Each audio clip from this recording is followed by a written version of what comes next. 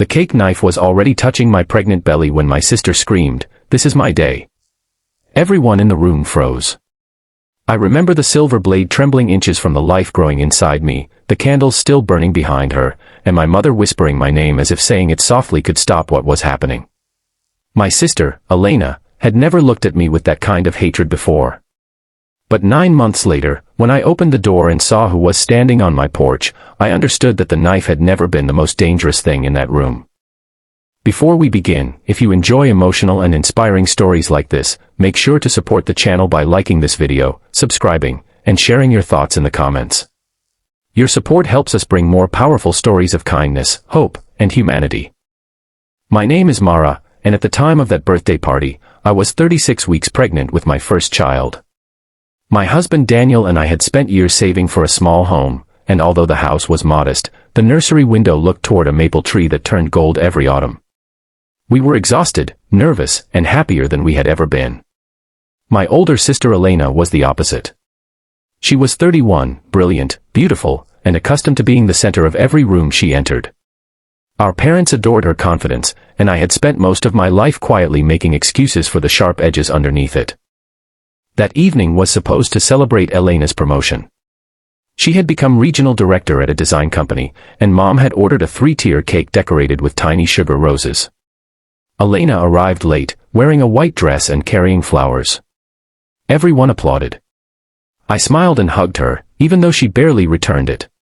For weeks, something had felt wrong between us. She stopped answering my messages, avoided Daniel, and once told me that pregnancy had made me strangely selfish. I had laughed because I thought she was joking. Then Dad raised his glass and announced that he and Mom had another surprise. They were giving Elena the keys to their lake house. The room erupted in applause. Elena covered her mouth dramatically, then looked straight at me. "Some people get everything handed to them," she said. I felt the room change. Mom told her not to start, but Elena walked toward the cake. I followed because I thought she needed a private word. Instead, she picked up the cake knife. "You know what hurts?" she asked. "Everyone keeps acting like your baby is the greatest miracle on earth." I stared at her, unable to understand. "Elena, put that down." She laughed once, but there was no humor in it. "You stole the one thing that was supposed to be mine." "What are you talking about?" Her face twisted. "Mom and Dad promised me the house years ago. Then you got pregnant, and suddenly every conversation became about you. The nursery. The baby shower.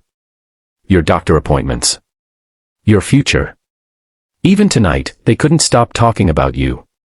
That isn't my fault." "I know," she screamed.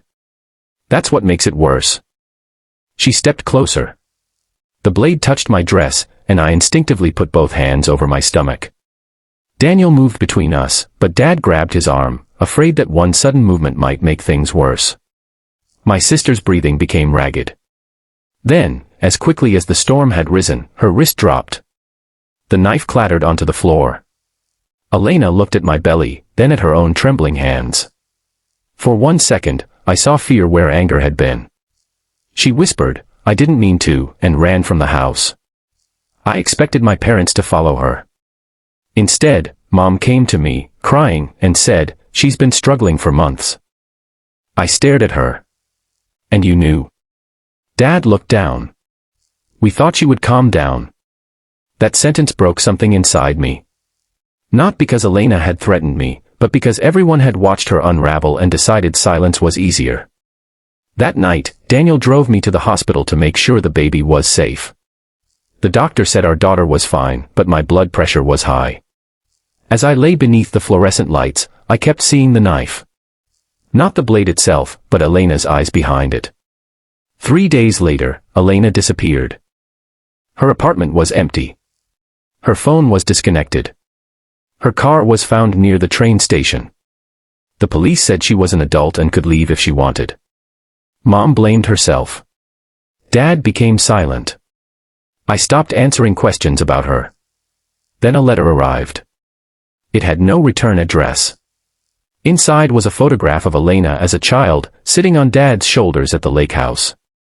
On the back, she had written, "You never knew what they promised me." I called Mom immediately. She cried before I could ask. That was when she finally told me the truth. Years earlier, after Elena's engagement collapsed, she had fallen into debt. Our parents promised her the lake house if she could rebuild her life. But they never transferred ownership. They kept postponing it, and when my pregnancy began, they decided to sell the property instead and use the money to help Daniel and me buy our home. Elena had discovered the plan. Suddenly, the cake knife incident made terrible sense. But understanding someone is not the same as forgiving them. 8 months passed. My daughter, Lily, was born healthy. I chose the name because Elena had once told me it meant pure. I never knew whether I could say my sister's name without anger. Then, exactly 9 months after that birthday party, someone knocked on my door. It was Elena. She looked thinner. Her hair was shorter. She wore an old gray coat and held a small wooden box against her chest. Daniel stood behind me. Elena did not step forward. I won't come in unless you want me to. I looked at her for a long moment. Why are you here? She swallowed. Because I finally understand what I did. She opened the box. Inside was the silver cake knife. I kept it, she said. Not because I wanted it. Because every time I looked at it, I remembered how close I came to becoming someone I could never forgive. Daniel's jaw tightened. You threatened my wife. I know. You could have hurt my daughter. I know. Elena looked at me. There is no excuse. For the first time, she did not defend herself. She told me she had spent months in counseling, working temporary jobs, and sleeping in a tiny rented room. She had discovered that her anger had begun long before the pregnancy. She had spent years believing that love was something people had to earn by being successful, beautiful, impressive, or useful. When attention shifted toward me, she felt erased. Instead of admitting she was hurting, she turned that pain into jealousy. I wanted everyone to regret choosing you, she whispered. And for one terrible moment, I wanted you to be afraid of me. I looked down at Lily, sleeping against my shoulder. I'm still afraid, I said. Elena nodded, tears filling her eyes. You should be. That answer surprised me. She did not ask for forgiveness. She did not ask to hold Lily. She simply placed the box on the porch. I thought you deserved to know that I am trying to become someone safer. Then she turned away. I watched her walk down the driveway until she reached the sidewalk. Wait, I called. She stopped. I didn't invite her inside. Not yet. Instead, I said, you can write to me. She turned, crying silently. It was not forgiveness. It was not forgetting. It was a door left unlocked by 1 inch. Over the next year, Elena wrote every Sunday. She never demanded anything.